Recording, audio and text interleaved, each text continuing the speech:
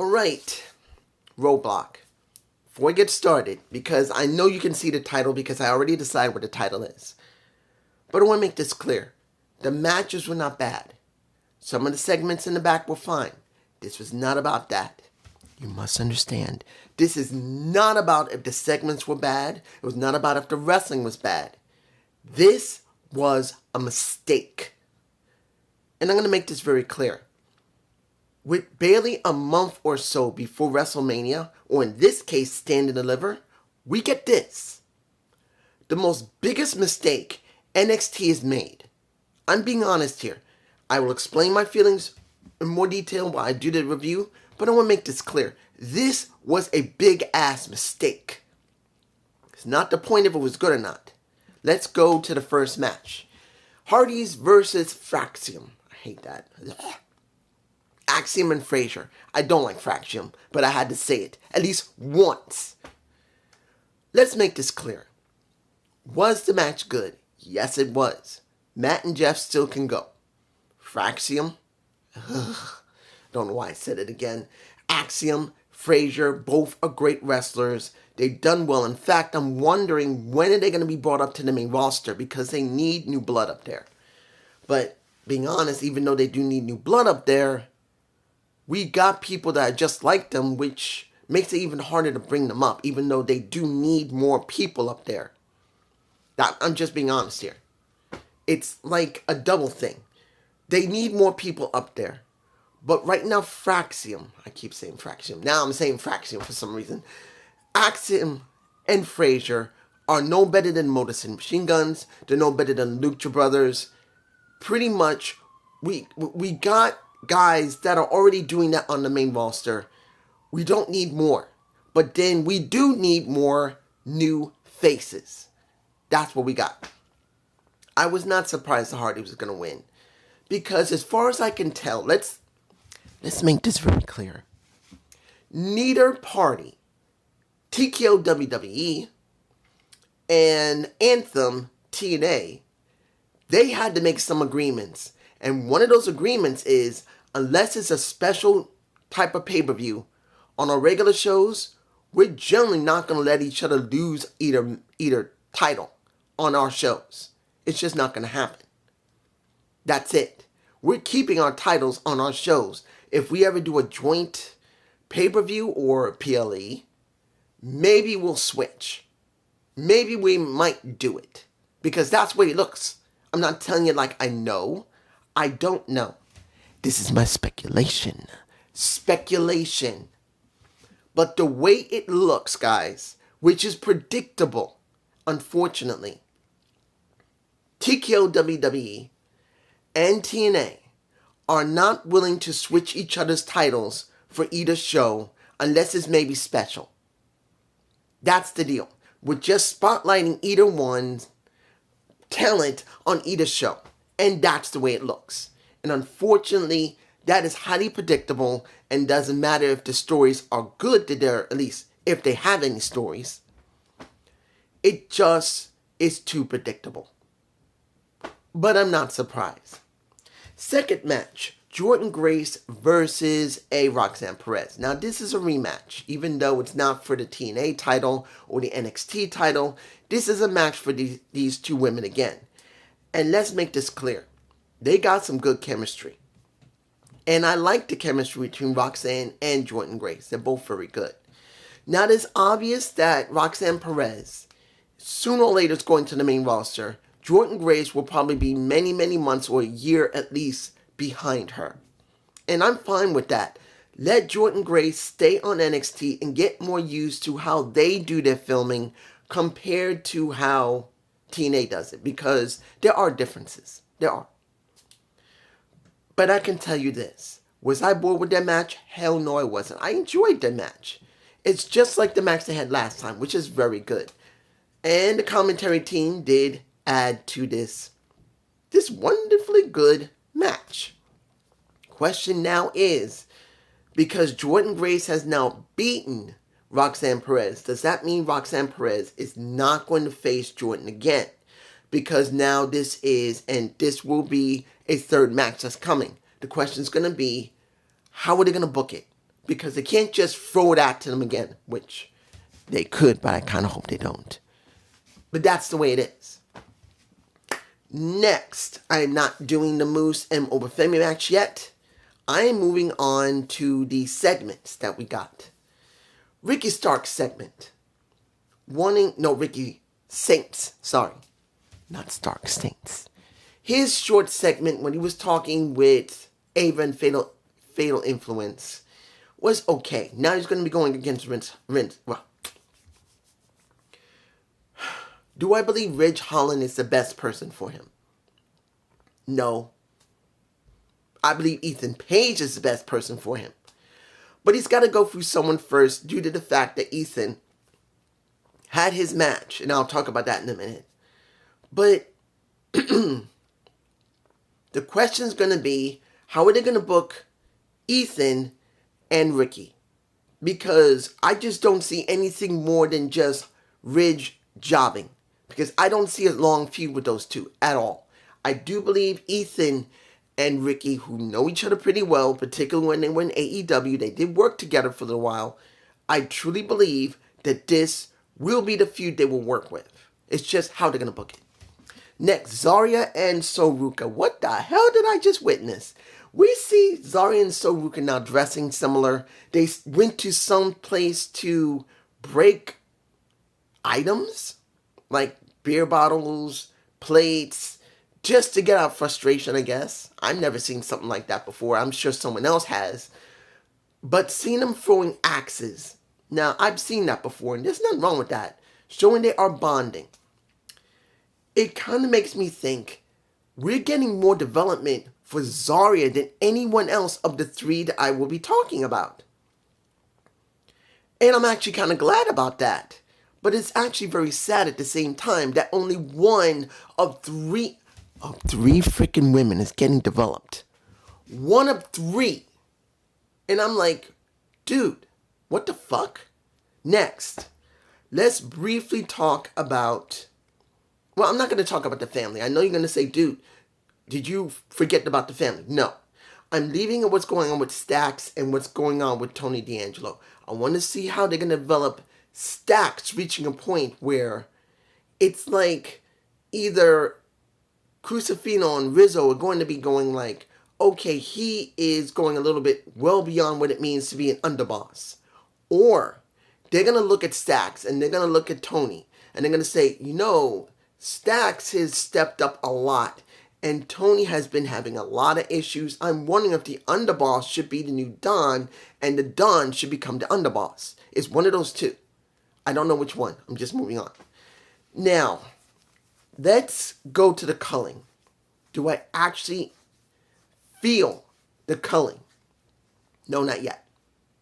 I'm not feeling it yet because we really don't see any major talking from all four of them all together in the ring because we need to do that eventually or in the back in an interview. We haven't seen it yet. So I'm not going to give any thoughts on it yet, but it is another faction.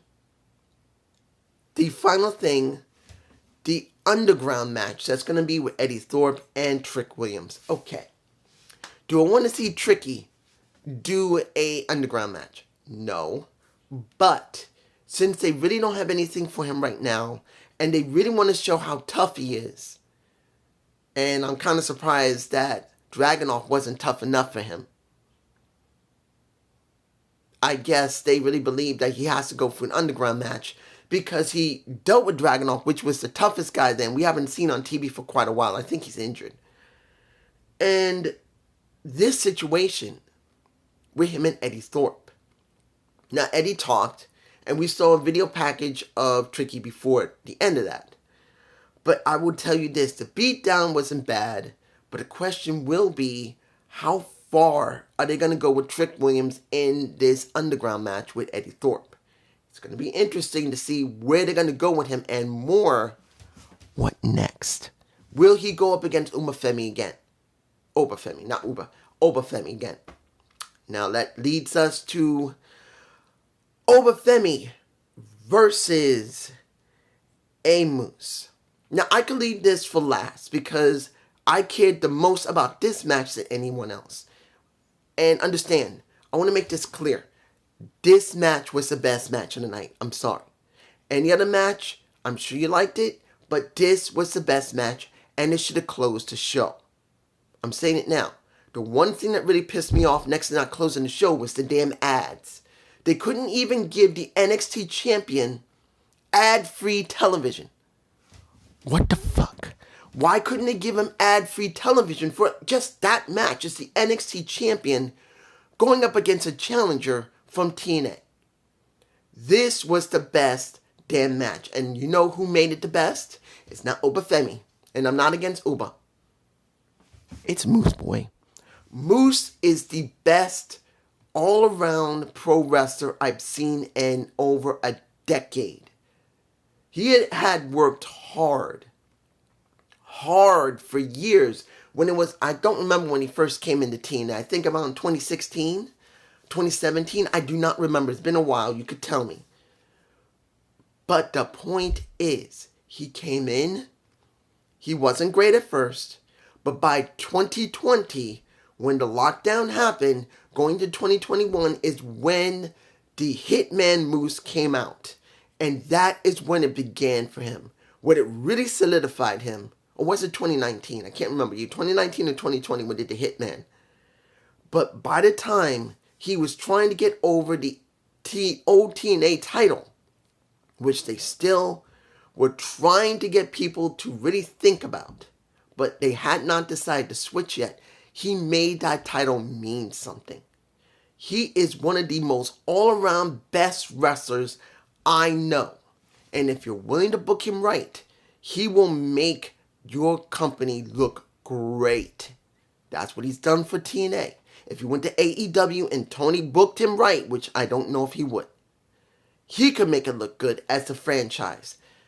WWE, TKO WWE, definitely, if he leaves TNA and went to WWE like Jordan Grace, they will push his ass to the moon. Of course, they will test him to see if he can handle it, but he proved how damn good he is. He talks well, he moves well, he has the look. He is that damn good of a package. And this match was so good. And I know people can say, what about Oba Femi throwing him over the top turn rope as a pretty much a military slam? Yes, he did great with that. But it's not about the big moments of the big power moves. It's about how you make the match work. And Oba Femi's good, but he's not there yet. Moose is great. And he made the match, and he made Oba Femi look great. Flat out, no agreements, fine. But I'm saying it, Moose made that match. But it wasn't closing. And it had freaking ads. In other words, commercials. You couldn't go commercial free. For the champion of your company. No. Then the final match. And this is where they made the biggest mistake. Title for title. Women's North American Championship versus the Women's World Championship. Stephanie Vaquer versus Julia. I'm not even going to talk about how the match was. It's not the point. We knew they could wrestle. They did wrestle well. Julia didn't win. It was Stephanie Vaquer who won. And this made no freaking sense. It was stupid. Stupid. Why? You got 45 days before Stand and Deliver. It's bad enough you could not just wait. You couldn't wait. You could have done Oba Femi with Moose on Stand and Deliver. You could have really shown that you actually care, and I'm saying this, care about TNA, and let them have a pay-per-view at Stand and Deliver. Unless they're going to do something with Joe Henry at Stand and Deliver. If they don't, they could have done it with Oba Femi, and they could have done with Moose. It's only 45 days. You couldn't build up Moose and Oba Femi. Let Moose have more matches. Let Oba Femi have more matches. And then give Stand and Deliver to both of them. No, it was bad enough for that. But then you have Stephanie Vaquer versus Julia. Two women that you touted are the greatest outside women that have ever been known. And you built them zero. You made them do major matches only. Had just a short story dealing with let me get this straight.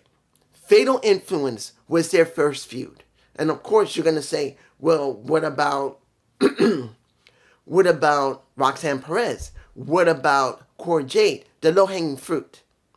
You could not build both these women up. And if you are going to do this special match, this match where it's title versus title, where both these women know each other, and you couldn't give them stand and deliver, give them 45 days of build, because they have no character, they have no stories, they have nothing. Nothing. And you could not give them this. You could not, since you care so much about them when they started last year, and you didn't even give them even a few months of separation. You did Julia, you did Stephanie Bakir, then you did Zarya. And I can say Zarya, at least she's getting some development with Soruka. At least Soruka is giving us some development. But with Stephanie and Julia, nothing. They're just spot monkeys. They're just doing matches with almost no story other than what they brought in already, which wasn't that strong. And I'm going to make this clear. If anybody says, what are you talking about? They got great stories outside of the WWE. We're not talking about the WWE outside. We are not talking about outside the WWE. We're talking about NXT. They have history means nothing. Nothing. This is about them building stories in NXT, not taking them from outside and hoping that the outside story will make it work. You now, instead of building this story into Stand and Deliver, that could have been a signature match of Stand and Deliver before WrestleMania. No. Nothing. You gave us nothing. Stand and Deliver could have used that as a good story in about 45, 44 days. No. You decided to blow your load now, like idiots, and give us this without trying to build up a story between Stephanie, without trying to build up a story between Julia. You just let us have this match, title versus title, just to do it. And unless Julia is going to do something special around the time of Stand and Deliver, which is 45 days, we could get this, it made no sense to take it off of her. None. It was stupid. And I'm sure if JD or Alex saw this, they'll say it was perfectly fine. But I'm not. This is dumb. I do not agree with this. I'm not saying the matches were bad. Some of the build that we're going through is not bad. But do I believe this is right? No. This was freaking stupid. I don't agree with it. I hate this. They could have had a great match that could have given TNA something on the lowest tier PLE they have. Understand, if you're in a partnership, I'm saying this to people who love TNA the way it is. I'm saying this right now. What have I told you? Watch and see. How do they value TNA? Now, if they do have a match for TNA on Stand and Deliver, and it's an important one, great. I have no problem with that. But if there's no match, none, for Stand and Deliver that has a TNA wrestler facing someone that's special, nothing, this was fucking stupid. Then, you got two women that you brought in that you touted. You say they're the most greatest women, but you don't even give them time to develop a story, a really clear story that both of them have wins. Both of them have been beating people. Stephanie Bakir just won that damn title, and instead of waiting to build them both over and build them up and give them something special that could make, hell, it could really help Stand and Deliver stand out from WrestleMania, night 1 and 2. No. Nothing. What is this? A big fat goose egg. But this is me. Peace.